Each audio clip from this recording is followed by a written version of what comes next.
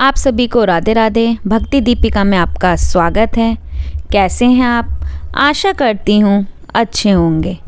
आज की इस वीडियो में हम सुनेंगे उपनिषदों की कहानियाँ, जिनमें सिर्फ मनोरंजन ही नहीं बल्कि जीवन जीने की गहरी सीख भी छुपी है। पुराना ज़माना सच में कहानियों का ज़माना था, जहाँ हर कथा लोगों के मन को छूती थी और सोचने पर मजबूर करती थी। हमारी कोशिश है कि हम उन अनमोल कहानियों को आज की भाषा में आप तक पहुंचाएं, ताकि हम सब मिलकर जीवन के असली अर्थ को समझ सकें। तो चलिए शुरू करते हैं आज की उपनिषदों से ली गई प्रेरणादायक कहानी, जिसका नाम है बेचारे प्रजापति। प्रजापति पहले अपने 2 बच्चों से ही परेशान रहते थे। दोनों में पटती ही ना थी और दोनों एक दूसरे को नीचा दिखाने के लिए पागल रहते थे। अब उनके वंश में एक नया चिराग जल उठा था। पता नहीं इसके जन्म पर प्रजापति को कोई खुशी हुई या नहीं।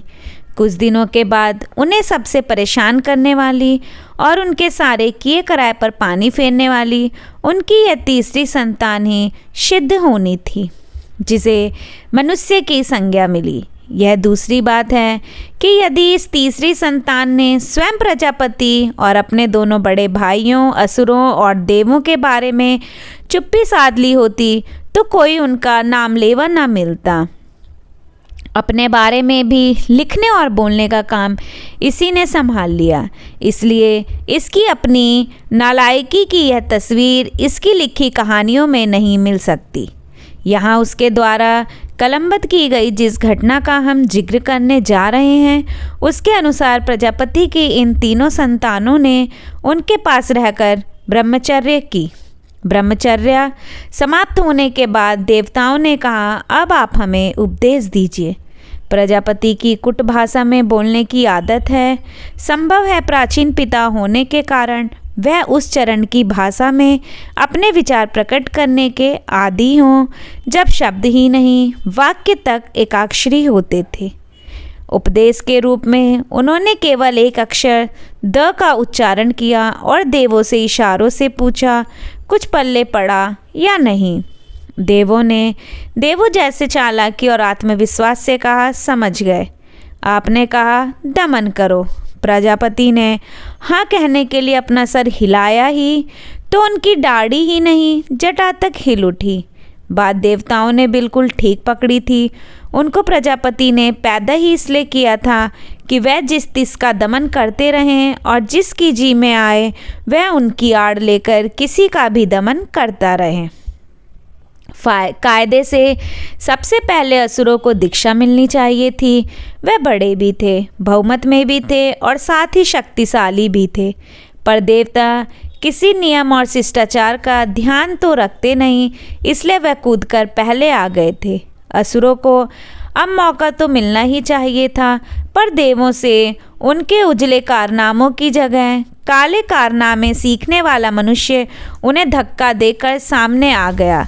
दीक्षा अब मैं लूँगा। यदि प्रजापति को अपनी संतानों पर तनिक भी नियंत्रण होता तो वह अब भी मनुष्य को बरस सकते थे। शिष्टाचार सीखो और बड़े भाई साहब से क्षमा याचना करो, पर ये आदतें तो उनके यहाँ ब्रह्मचर्यवास में ही पड़ी थी और इन बच्चों से अधिक वह स्वयं इसके लिए जिम्मेदार थे। अब खाती जाती बैर वह इन्हें डांटते तो भी क्या सुधार होना था। उन्होंने इन्हें भी वही मंत्र दे दिया और पूछा, कुछ समझ में आया? छोटे ने छोटा सुलभ मूर्खता से कहा, समझ गए।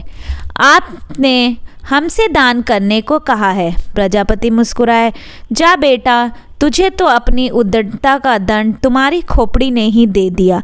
अपना पेट भरने का इंतजाम हो या ना हो, धरती से लेकर आसमान तक के देवों के लिए दान करते रहना। प्रकट में उन्होंने हाँ वाला शिरकंप करके बताया कि उनका मंत्र समझने में उससे भी कोई भूल नहीं हुई है। अब आई बेचारे असुरों की बारी। सजनता बाप के सामने भी कितनी भारी पड़ती है, इसका पूरा बोध तो उनके चेहरे पर था ही। साथ ही यह जिद भी दिखाई दे रही थी कि वह इसे किसी भी कीमत पर छोड़ने को तैयार नहीं है। जब दुनिया से शराफत ही उठ जाएगी तो बेचारे असुरों जी क्या करेंगे। उन्होंने करबद्ध होकर प्रजापति से अनुरोध किया कि वह उन्हें अब तो गुरुमंत्र दे ही दें। प्रजापति ने उसी एकाक्षरी भाषा का प्रयोग किया जिसमें शायद एक छोड़ दूसरा अक्षर जन्म ही नहीं ले पा रहा था। उन्होंने असुरों से भी वही सवाल किया। कुछ समझ में आया। असुरों ने कहा, समझ गए, आपने हमें दया करने का उपदेश दिया है। प्रजापति की आंखें गीली हो गईं। कुछ बोले नहीं, पर असुरों ने यह अवश्य लक्ष्य किया होगा कि वह अपनी मुख भाषा में कह रहे थे, जाओ बेटा, मैं जो सिखाना चाहता था उसे तुमने अकेले ही समझा है। पर काश तुम्हें पता होता कि इस दया के कारण ही तुम्हें कितने जुल्म सहने पड़ेंगे और ऊपर से देवताओं और मनुष्य द्वारा बात तुम्हें ही बदनाम भी किया जाएगा। जो लोग ऐसे मामलों की बारीक जानकारी रखते हैं उनके अनुसार आज भी मेघ गर्जना से द द द की यही देवी ध्वनि पैदा होती है। कुछ लोगों का यह भी मानना है कि देवता तीनों में अधिक उनचोखल थे, सुख भोग में अधिक अनुरक्त रहते थे, इसलिए प्रजापति ने उनसे अपनी कामनाओं और वासनाओं का दमन करने को कहा।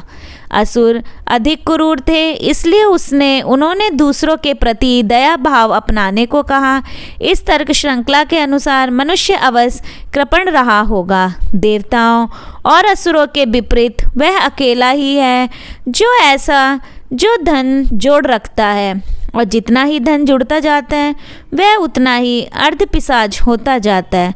वह अकेला है जो दूसरों के माल पर नज़र रखता है, अपने पास बहुत कुछ होते हुए भी अपनी जमात के लोगों को भूखा मार देता है। प्रजापति ने उनसे दान करने को कहा तो कुछ गलत भी नहीं लगता, पर यह अपना पातक छिपाने के लिए देवताओं और उनकी ही चाल ढाल अपनाने वाले मनुष्यों को मिली भगत से गढ़ी हुई कहानी प्रतीत होती है। यदि ये तीनों गुण हैं और श्रेष्ठ गुण हैं तो इन तीनों में से किसी को वंचित करना ना तो प्रजापति के लिए उचित था, ना वंचित रहना किसी को सहाय होना चाहिए। तो यहाँ पर हमारी ये कहानी समाप्त होती है। इसी तरीके की अन्य कहानी को सुनने के लिए मेरे साथ जुड़े रहें अपने चैनल भक्ति दीपिका पर। वीडियो अच्छी लगे तो लाइक कीजिए, शेयर कीजिए, और अगर चैनल पे नए हैं तो चैनल को सब्सक्राइब करिए जिससे आपको आने वाली वीडियो की नोटिफिकेशन मिल सके। धन्यवाद।